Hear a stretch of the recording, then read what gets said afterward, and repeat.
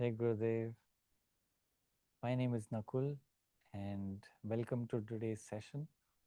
Um, as we all know, tomorrow is Guru Purnima. Guru Purnima, Gurudev says, is not the day of the Guru, but the day of the devotee. Um, and like every year, we will have a message from Gurudev on Guru Purnima tomorrow. Um, but we thought that um, since Gurudev is constantly encouraging us on this path of knowledge, uh, we are very happy to release a new series today on the eve of Guru Purnima. This series of talks is given by Gurudev on the topic of Vigyan Bhairav. And Vigyan Bhairav is an ancient scripture that comes to us from the tradition of Kashmir Shaivism. And uh, the Vigyan Bhairav Tantra is a dialogue between goddess Parvati and Lord Shiva, in which the goddess asks Lord Shiva, how do I attain the highest?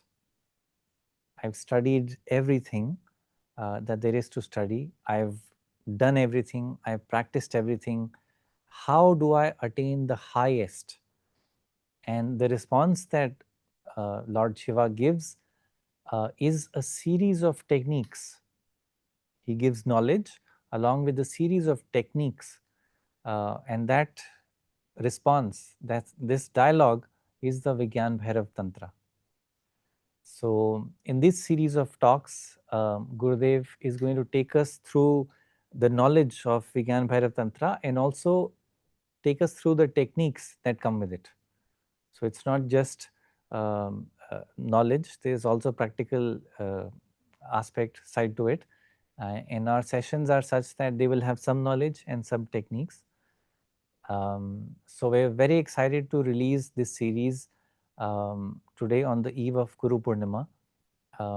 The series is available in both English and Hindi, and it's available on the Art of Living app. Today we will do just the introductory session. We'll watch it, and after the first session, we will briefly recap it and then take any questions from you. And from after that, you can watch the whole series at your own pace, at the from the comfort of your home. Then you can, it is self-paced, you can take as much time as you need from one episode to the other.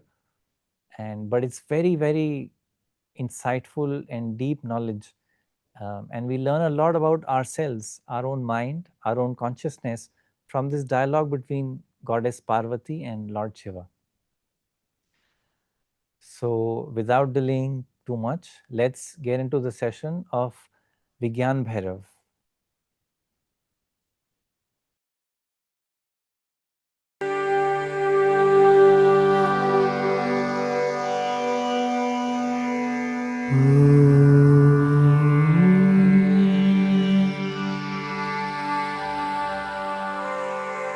Before we start the journey, which is so beautiful, we need to be in a cordial and at home atmosphere.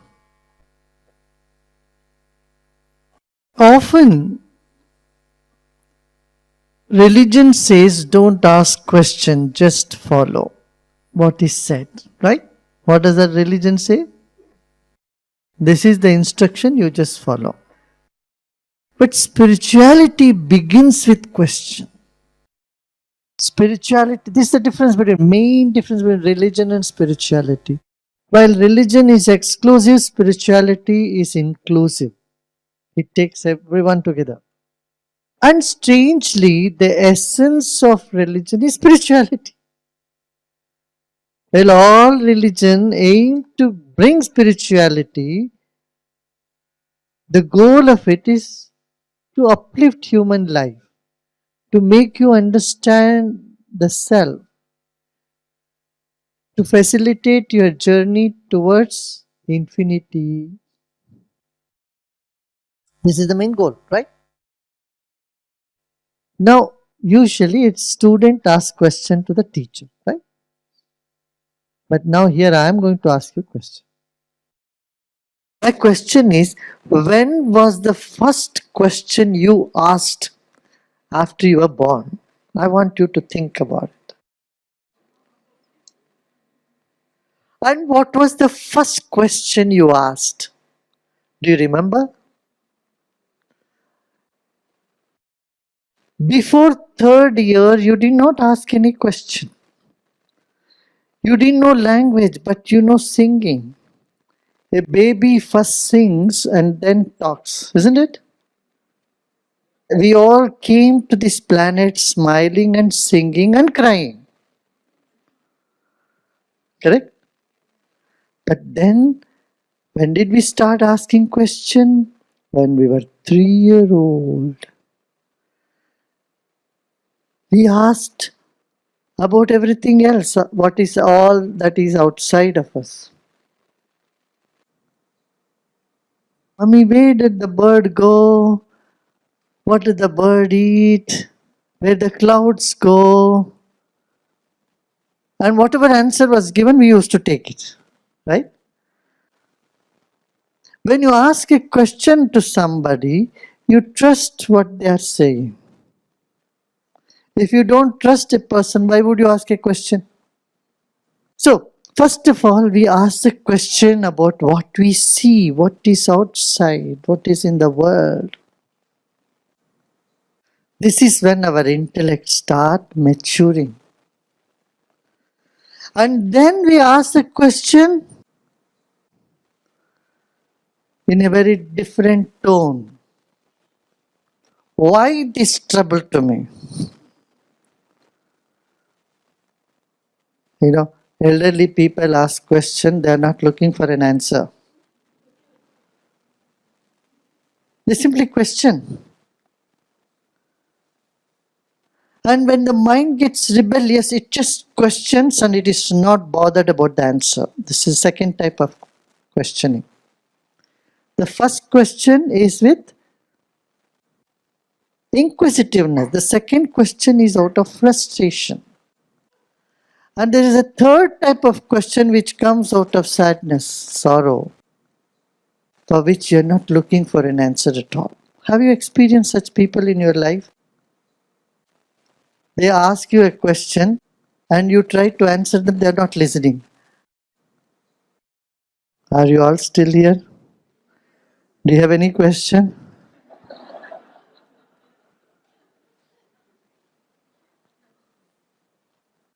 When the question doesn't arise, it indicates two states. One is you are in state of bliss or you are in a total slumber.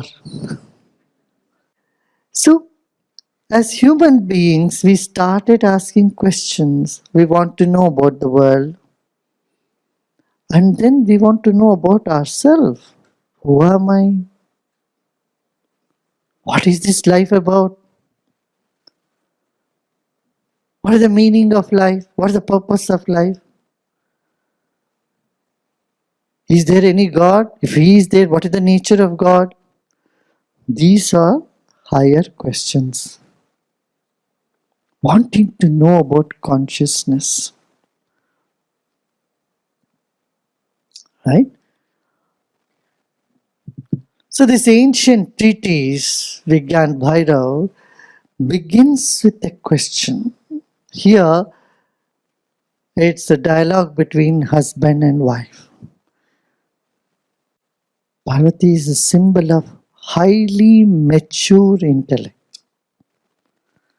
She says, I have studied this, all this. I am a little bit confused about this. What is the nature of self? Is consciousness always unmanifest, or it is both manifest and unmanifest? What is truth? What is the nature of divine? What is consciousness? She is not asking where the world began. Those who are thinking of a beginning and end are only thinking linear. But in a circle, where is the beginning point? Is there any beginning point in a circle?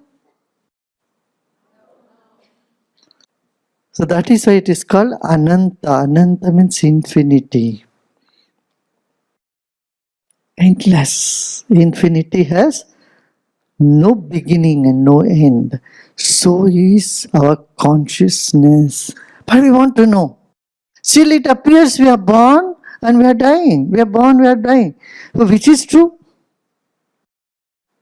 Is there something in us that never born, it's never dying? These are the questions that come to a very sharp intellect. And she mentions all that she studied. Is it about chakras? Is it through chanting a lot of mantras, doing a lot of breathing, yoga, pranayama, all that? And says, my dear Lord, you please tell me. I know you know it. Will you give this knowledge to me? That's what she asked. You know, there is a way of asking also. As I said, there are different ways of questioning. Some people ask question only to check whether the person knows the answer or not. That's not the sign of a good student. Good student should have faith that the teacher knows it. A good patient has the faith that the doctor knows. He knows what is he doing, what he should give, right? Right? A good student have to be an empty cup. What? A good student have to come with this position of empty cup. Yeah? So this is what now Shiva tells Parvati. All that you knew is good for nothing. Let us bundle them all and put it aside. Are you willing to do that? A clean slate alone can bring a clarity of words. If the slate is already filled with all sorts of things, there can be no clarity, no legibility in it. Yeah? Okay. Now, there are 112 techniques. Of course, we will not be doing all of them. A few of those techniques, we will take it up. Our question has always been about the diversity of the universe. This universe is full of diversity. What is the purpose of diversity? Do you know that? Huh? Okay, you go to a restaurant, every time you don't eat the same food, right? Do you eat the same food every day, every time? You eat different things. Why? The different things brings a charm inside you, charges you up. What? You have all given gifts to kids, haven't you?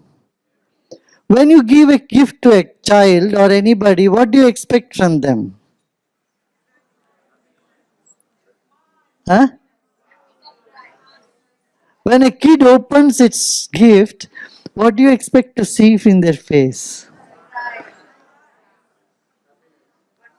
Wonder, surprise, thrill, isn't it? But this is a gift, you give it to a child and how do you like it? How do you like it? When you get a Christmas gift or a whatever birthday gift, how you like people to receive it? Oh,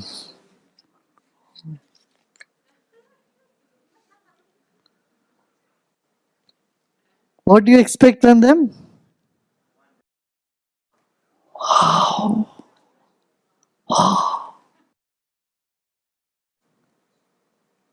So the joy of a parent is when a child expresses its amazement, right?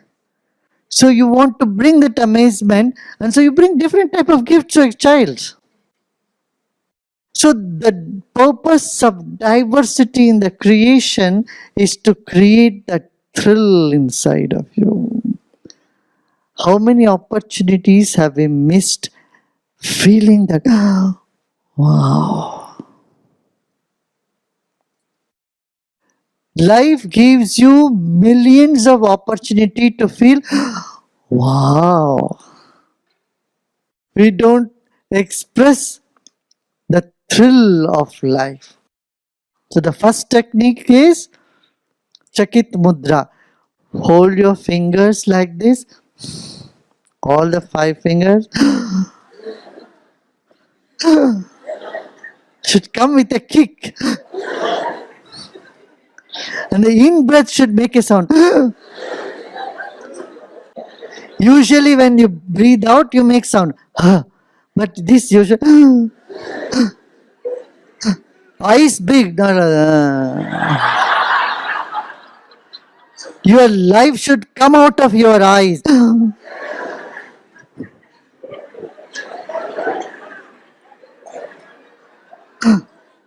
Eyes big.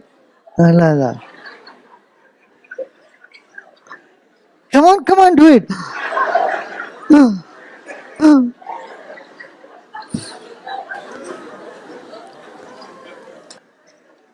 This is the first technique.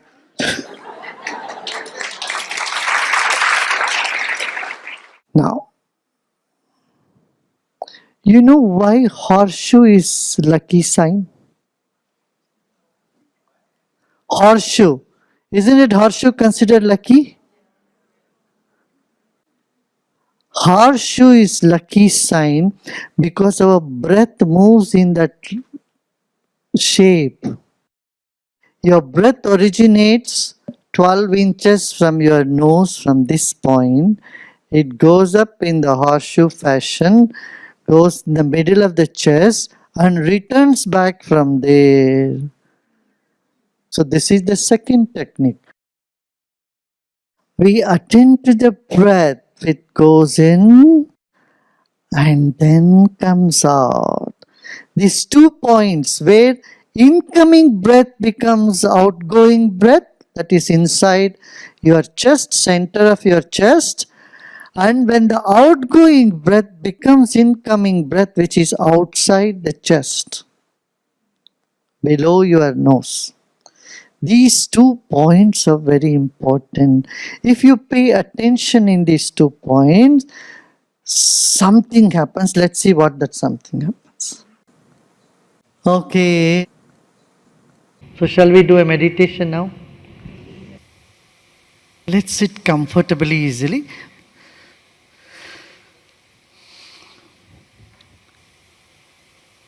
Spine erect and eyes closed.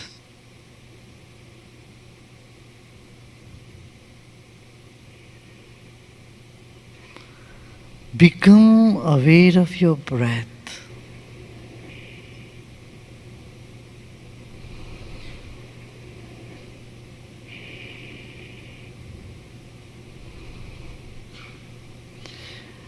Now bring down your attention to the point 12 inches below the nostrils,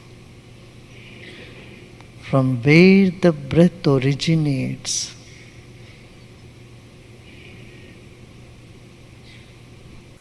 Breathe in and go to the center of chest inside and come back from there. Follow the breath which is moving in a horseshoe fashion.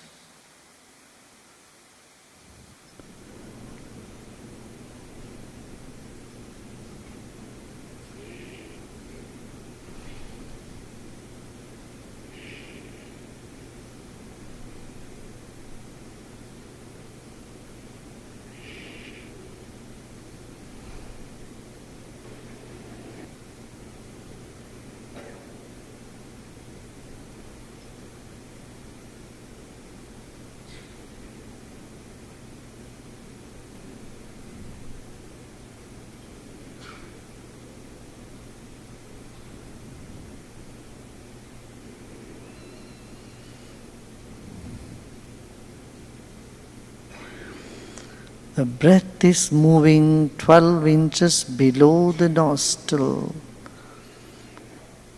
all the way to the center of chest, and then comes back from there outside the chest. Just put your attention on these 2 points, one in the center of the chest, another outside the chest.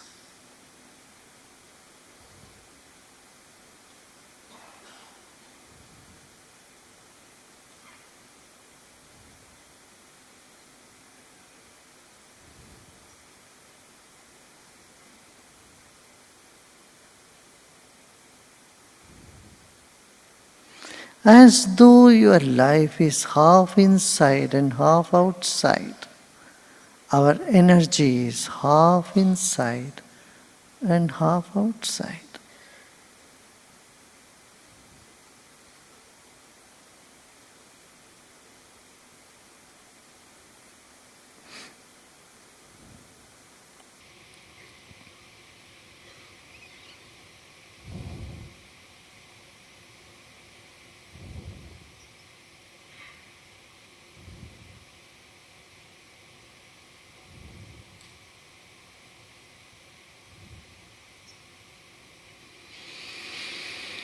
Let's take another deep breath in and relax.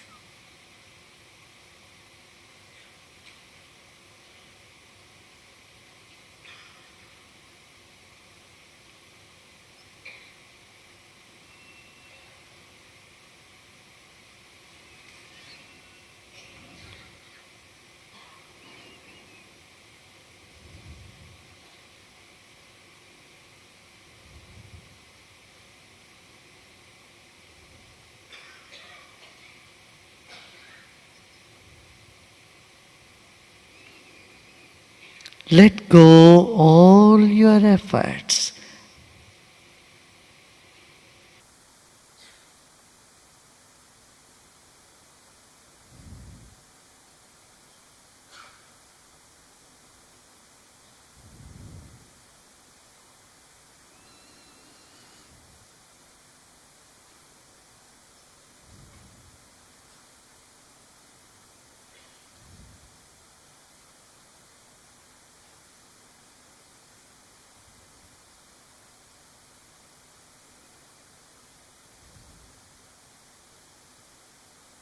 Just relax.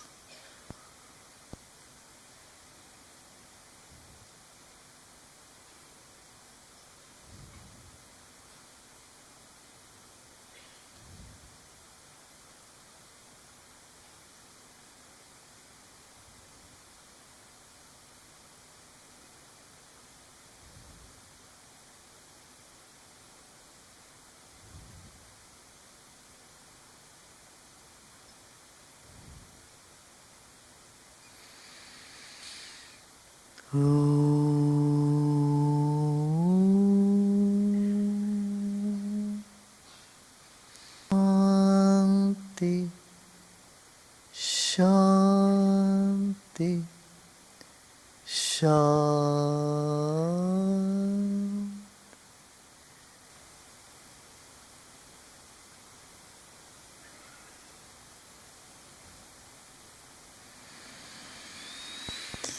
Let's take a deep breath in and let go. Become aware of your body and surroundings,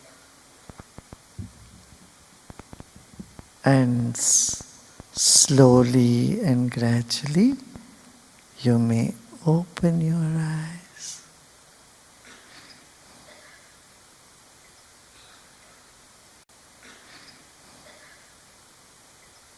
Was it good?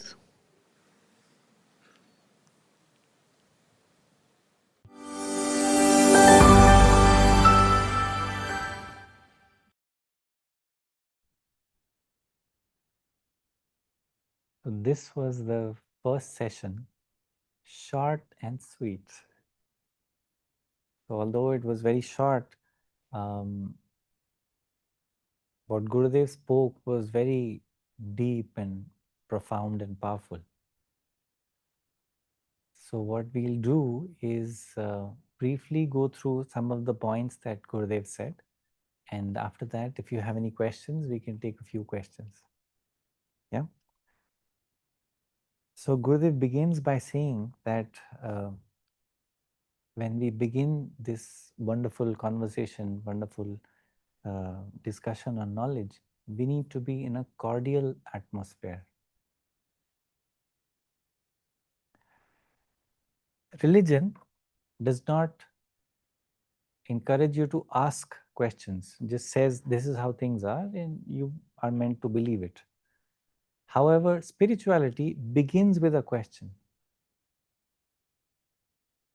And strangely, the essence of religion is spirituality, is for your growth, for harmony, for you to find peace. But it does not allow you very often to ask questions. But the quest of spirituality begins with a question. And then Gurudev said, what was your first question? And we normally start asking questions at the age of about 3 years. Until then, for the first 3 years of our lives, we are smiling, singing, crying, because our intellect has not started developing. Um, and our first question is about things outside of us, things around us. Why is the sky blue? Why is this bird this color? Etc. And when we ask a question, we trust whoever it is that we are asking, that we'll get the right answer. That trust of a child is implicit, it's very solid. Whoever the child asks, it believes that whatever answer they get will be true. They have that faith. So Gurudev says there are three types of questions we ask. One is out of inquisitiveness, wanting to know. Yeah, that signals that our intellect has started to mature. The second type of question is out of frustration, out of rebelliousness. Um, and the third type of question is out of sadness or sorrow. And that is a kind of question that people are not looking for the answer to. They just want to vent out their sorrow or sadness. They don't really want to know the answer.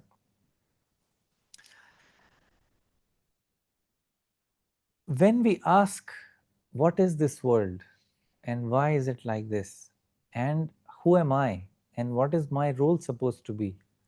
And who created this world? What is God? Where is God? Where can I find God? When this quest arises in you, um, it is a sign of maturity. And these are higher questions. These are not somehow these questions about what life is, what is the purpose of life, about God. Normally, we don't find them in our textbooks. So, we're not given answers to these questions at school, very often not at home also. But these are higher questions and these are very natural. At after a threshold, these are very natural questions to come to your mind. And these are higher questions. So here in this dialogue of Vigyan Bhairav, Parvati is asking Lord Shiva about consciousness. And what is this consciousness? And please tell me, I have read everything, I have learned everything, I have done all the practices, I know about the chakras. What is this consciousness? And my Lord, please tell me. And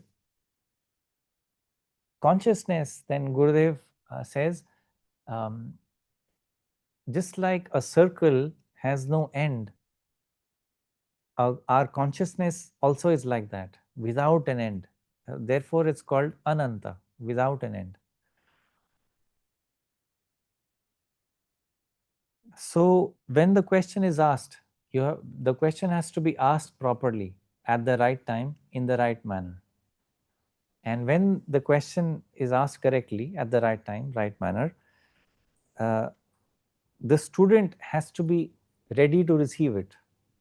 What makes the student ready to receive the answer is that they're empty. If you sit with an attitude, yeah, I know, let's see what he says. Yeah, if you're genuinely ready to receive, willing to imbibe, absorb whatever the guru tells or the teacher tells, that's the readiness of a student. And Shiva says that everything that you know, you put it aside. We begin with a clean slate. So then he says, what is the purpose of diversity? There is so much diversity in this world, different types of fruits, vegetables, birds, animals. Um, when we eat food, we don't eat the same food every day, every meal. Yeah, the newness brings some charm, some thrill, some freshness. And the purpose of all this diversity in this creation is to kindle enthusiasm, kindle thrill in you. And you're excited. It's a new day. It's a new life. Just to create that enthusiasm and thrill in you, nature has put so much diversity in this world.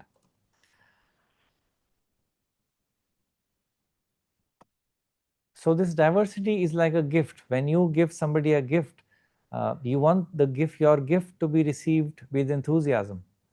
So like that, nature has filled so many colors, um, so many different things in this world, so that to make you enthusiastic, to kindle your enthusiasm. And the purpose of diversity is to kindle wonder in you. And when you're in wonder, you go, wow, is to kindle that wow in you. And this leads us to the Chakit Mudra that we practiced with Gurudev. So the first technique he taught us is the Chakit Mudra. And the second one that we did in the meditation is the horseshoe. So our breath, when we breathe in, it makes the shape of a horseshoe. So as we breathe in, our breath ends somewhere in the middle of the chest. As we breathe out, it ends somewhere outside our chest. And this path is a horseshoe. Yeah. So that was the first session. And you can watch the remaining sessions in the app, in the Art of Living app. And now, if you have any questions, we'll take a few. Yeah. So Bhaiya, first question is, so how many such techniques was shared by Lord Shiva? So in the Vigyan Bhairav, there are 112 techniques that he shared. It's very, very elaborate and all very interesting techniques. Like Gurudev said, we won't go through all 112, but a few major ones, a few key ones we'll go through in these sessions. Second question is, when can we practice these techniques? Do we need to do it under guidance of a teacher? Yes, Gurudev, in these sessions, when Gurudev gave these techniques, he said you don't have to regularly practice them. It's fine because most of these sessions were led by Gurudev. So he said under supervision these techniques are fine, but for the purpose of daily practice, we continue with our Sudarshan Kriya and Sahaj and Sanyam and whatever we've learned. But yeah, not for daily practice, just to get an insight into consciousness. These techniques give that insight. That's all. Sanchita is asking, can you please show the Chakit Mudra again? Yeah, Chakit Mudra is, so when you're shocked, when you're genuinely surprised. So how it's different is you're breathing in and your hands go out and your eyes are, you're fully in shock like that. Normally you make a sound, and to make the sound you have to breathe out. But in Chakit Mudra, your sound that you're making is by breathing in like that. And your eyes are popping out and You're fully alert just for that moment. You're fully alert and alive, and that is the Chakit Mudra. Ashish is asking, Bhaiya, what's the difference between brain and mind? Um, we can we can say, for the purpose of understanding, brain is the hardware and mind is the software. I mean, brain is a physical organ, but the mind is not in the physical, and the mind is the field from which you perceive the world. There is no organ from which you perceive. The mind perceives everything through the five senses. Yeah, the brain is deep inside, is an organ deep inside the skull, nested, hosted inside the skull. But the mind is that faculty in us which is not physical, but through which we experience this world from the five senses. Yeah. Gurudev said that life is giving us so many opportunities to wonder and experience the depth of creation. So, what is the purpose of our daily sadhana? Even that we are doing for the same reason, right? Yes. Yes, that's right. For the same reason, when you do sadhana, what happens is your awareness becomes very refined and delicate. Now, in that delicate uh, state of being, state of mind, you're more observant and you're more alive to what's happening around. That state of awareness, uh, everything is a wonder. Whereas if you don't do sadhana, then you become a little bit sluggish and a little bit prone to irritation, and so there it becomes very routine. That thick layer of sluggishness or dullness does not allow the wonder of this life to hit you. So when you are alert, aware, and in that delicate state of being, the wonder of life can hit you repeatedly. And you're constantly you're more likely to be in a state of wonder when you do sadhana. And last question is from Karishma. She's asking, are these techniques also shared in the book Shiva Sutra, or this is separate? Shiva Sutra is a different scripture, also from the tradition of Kashmir Shaivism. Vigyan Bhairav is a different scripture. The Shiv Sutra is also a very deep, very insightful set of sutras, very deep knowledge. Gurudev has spoken on Shiv Sutras also, but Vigyan Bhairav is a different scripture. Yeah. So this was, we thought we'll just introduce what Vigyan Bhairav is to our new audiences. And we are very happy to release this set of series. Like I said, both in English and Hindi. Um, so make sure you view them, watch them, and enjoy them. Imbibe this very precious and deep knowledge. And tomorrow is Guru Purnima. Wish you all a very happy Guru Purnima. And we will all watch Gurudev's message live from the Boon Ashram. And wish you all the very best. Jai Gurudev.